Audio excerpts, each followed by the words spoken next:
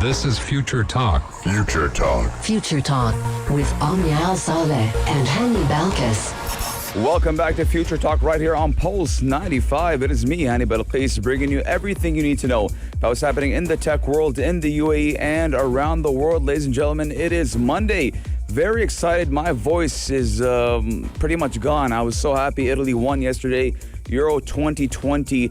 And hard luck for the English supporters, but it is what it is. Ladies and gentlemen, today we're talking all about tech and how a Dubai youngster has created a 3D printer for just 1,000 dirhams. We're talking also about how New York City has opened a cyber defense center and how a senior Google executive who reportedly opposed employees from working from home has caused an international outbreak by moving to New Zealand to work remotely himself. And we're live on Pulse 95. No, we're not live on Pulse 95. We're live on my personal Instagram at Tani_AB if you guys want to watch the behind the scenes. And also we're talking about TikTok, which you guys do know. It is my favorite app, and how they're launching a feature that does allow users to respond to job offers with video resumes.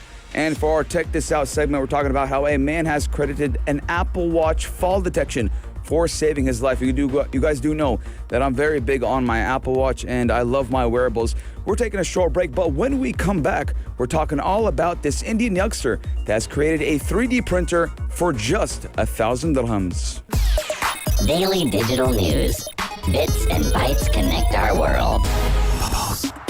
Bits and bytes do connect our world, ladies and gentlemen. We're live on Instagram at Hani_AB. It's my personal Instagram. We've got to give a quick shout out to Khaled Al Harmoudi and Khaled Al Rumaythi. They're tuning in. And shout out to everyone on the Instagram live. We're having lots of fun if you guys do want to tune in. But let's get to the news, ladies and gentlemen. We're talking about an Indian youngster that is based right here in the UAE and how they have created a 3D printer for just 1,000 dirhams. Now, if you guys are well versed in the technological sector, you guys do know that there is no printer for just 1,000 dirhams. It's pretty expensive, and we do know that 3D printers have been gaining a lot of popularity across the world, but the price point has been a little bit on the high side, right? But now, Melvin George, who is just 24 years old from North Kerala, and he has come up with an innovative and inexpensive way of developing a 3D printer.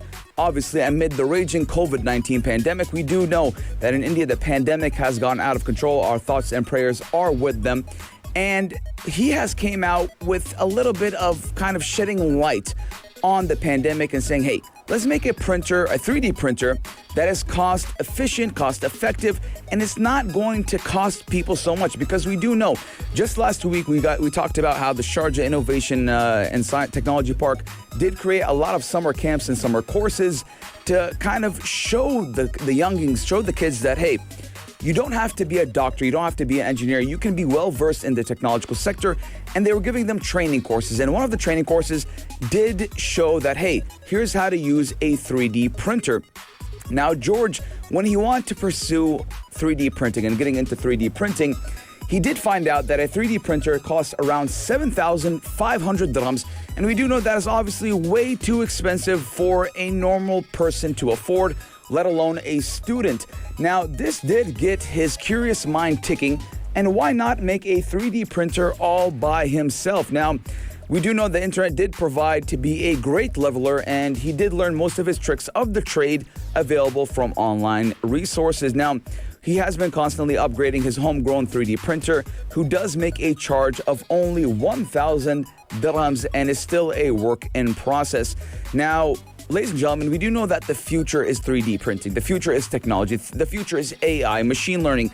Everything in the next 10 years is going to revolve around one thing and one thing only: technology.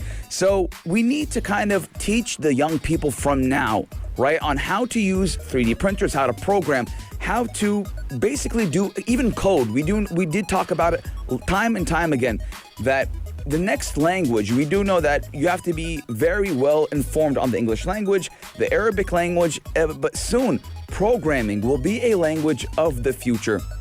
And starting them out young is always good. You know, you can't teach an old dog new tricks, but you can teach a new dog new tricks. Ladies and gentlemen, I want to know your guys' thoughts. 4215 do or salat or on our Instagram at Pulse95 Radio. What do you think about creating a 3D printer of 1,000 dirhams? And would you be inclined to learn 3D printing if it wasn't so expensive? We're taking a short break, but when we come back, we're talking about New York City and how they have opened a cyber defense center. Why is that? I'll be telling you guys in just a few moments. Daily digital news.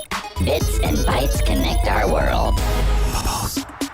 Ladies and gentlemen, across the UAE or wherever you are tuning in from, we got big news happening. We're talking about New York City and how they have opened a cyber defense center. You're probably wondering, why would they open a cyber defense center? Well, because cyber attacks are on the rise recently.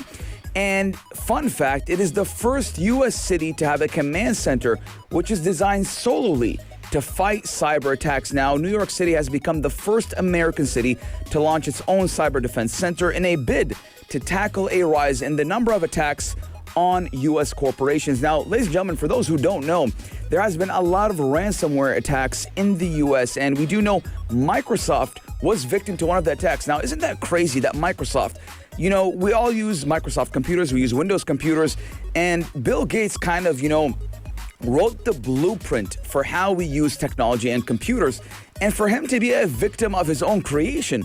Isn't that crazy? But again, we do know that cyber attacks are on the rise and ransomware being one of the most popular. Now, I'm going to give you guys a quick on what ransomware is. Ransomware is basically when somebody hacks something, right? And they'll kind of take hostage of the information. For example, let's say files. And the hackers will say, hey, if you want your files back, you have to pay a price for it. And that price can range from 1 million dirhams to 500 million dirhams. Exactly. 500 million dirhams. You're probably saying that was even I was shocked from that number.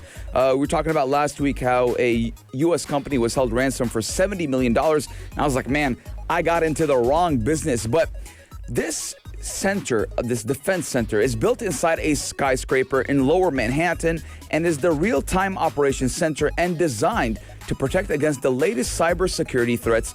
And it actually is staffed by a coalition of government agencies and even private businesses, which do include IBM, Amazon, the Federal Reserve Bank, the New York Police Department, and even a multiple healthcare organizations. Now, in total, there's around 282 different partners who are sharing this intel on cyber threats, which does according to the Wall Street Journal. And in the event of a cyber attack, their job is to fight the attack while also mustering a city response if the attack hobbies NYC's infrastructure in any way. Now, ladies and gentlemen, we do know that the new form of attacking, the new form of war is cyber attacks. Now, that is out of the question. That is going to be the new form of war. And we do need to get on top of it. We do need to keep our infrastructures, our securities, our technologies safe, right? Yesterday, I was talking about how Expo 2020 Dubai came out and said, hey, we have the most high-tech security to battle any type of cyber attack. And they are ready, because if you don't prevent it and you become victim to it, it's going to be very hard to get control of the situation once again. Now, we do know, again, ransomware is one of the biggest security threats facing businesses today, and it's given potential to deliver a high return on investment and relative ease at which it can spread. Now, I'm very excited for New York City because, again, having a cybersecurity defense center is very good. I'll tell you why. Because once these hackers know that there's going to be a cybersecurity defense center, they're going to have to go up against the big dogs at one point in time. It's going to kind of be a little bit demotivating. And I just think that's my personal opinion.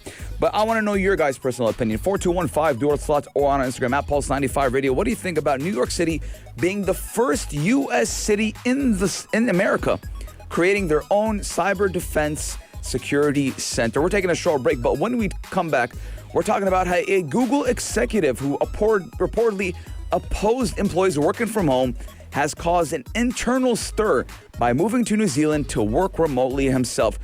Keep Pulse95 locked because we're going to be right back. Check this out. Check this out. Ladies and gentlemen, I don't like working from home. I've worked from home during the first days of lockdown. I didn't like it at all. Yes, it was amazing. You know, sitting down in my shorts, talking and, just relaxing at home under the AC. Didn't have to do much, but I didn't like it at all. But a lot of people did like working from home, and a lot of people still do work from home and work remotely. Now, we do know a lot of tech companies still implement working from home. Facebook, Twitter, a lot of companies, even Apple. I do believe some Apple employees do work from home. And now we're talking about how a senior Google executive, he did oppose employees working from home. He said they don't have to work from home. They can work in the office. We'll do some measures to make everything all right. Okay?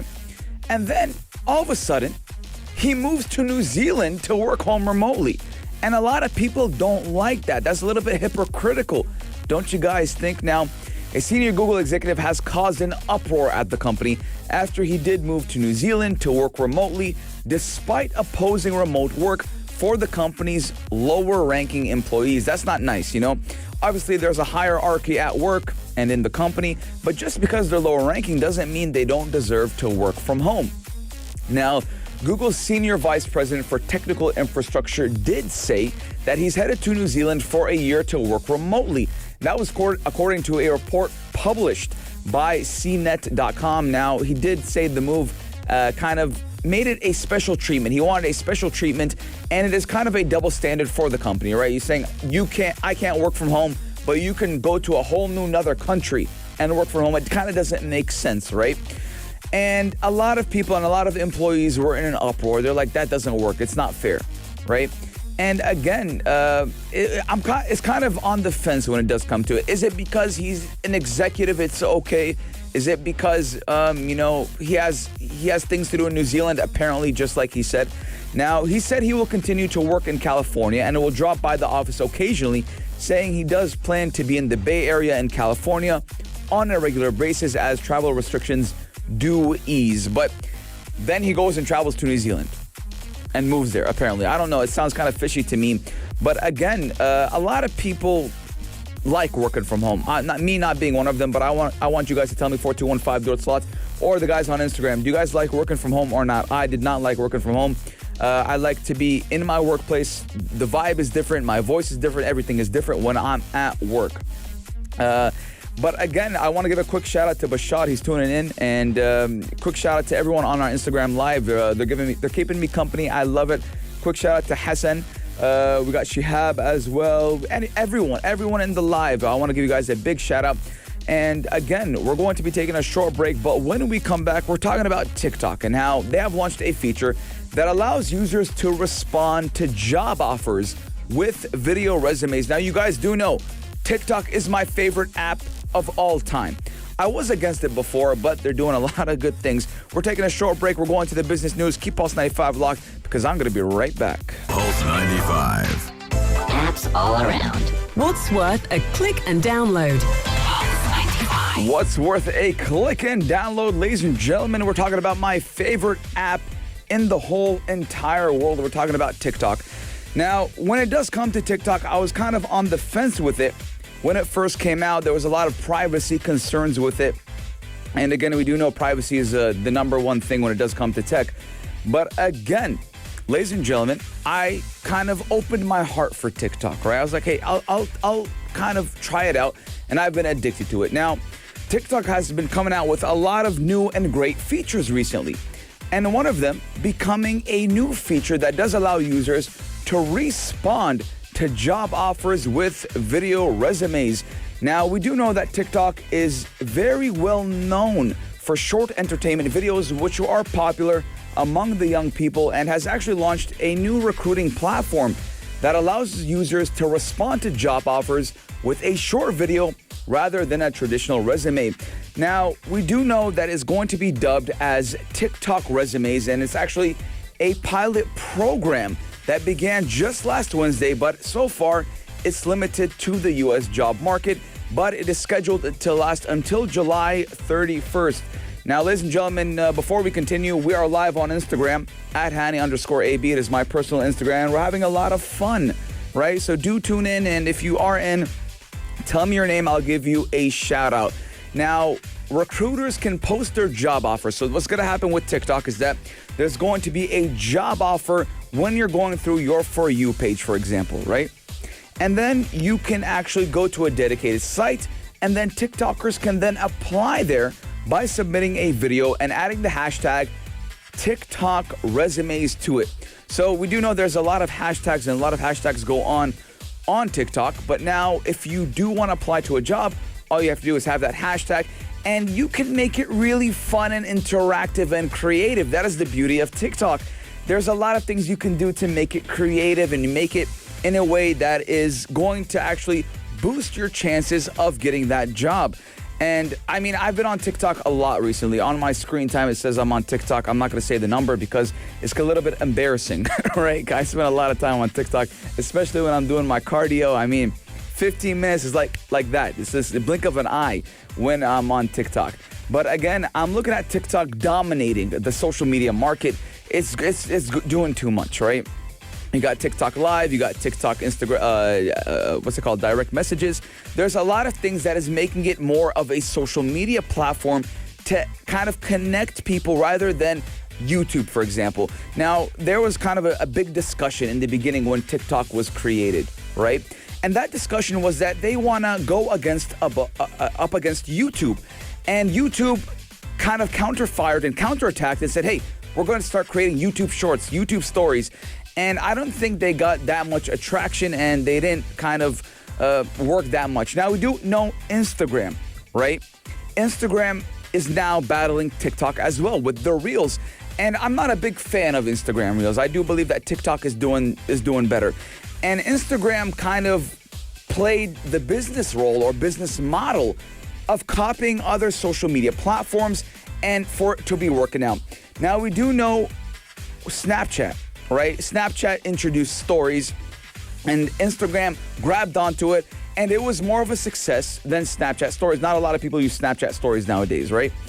And now everyone's on Instagram stories, a lot of influencers. Instagram is that new wave. But I'm telling you, ladies and gentlemen, jump on TikTok if you are a creator, if you are an influencer. TikTok is the new wave.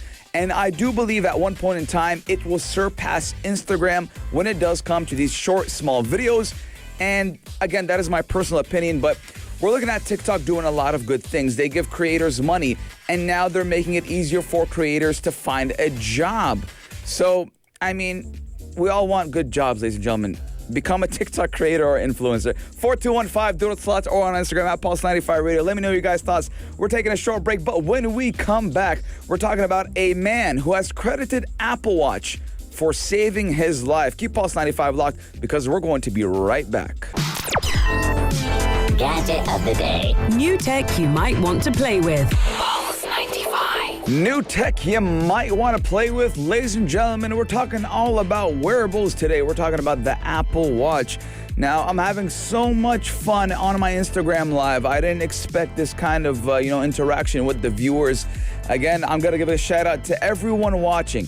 And a special shout out to Hamad El Zaroni. He is tuning in, and this is my boy. He's very tall, but he is my boy, mashallah.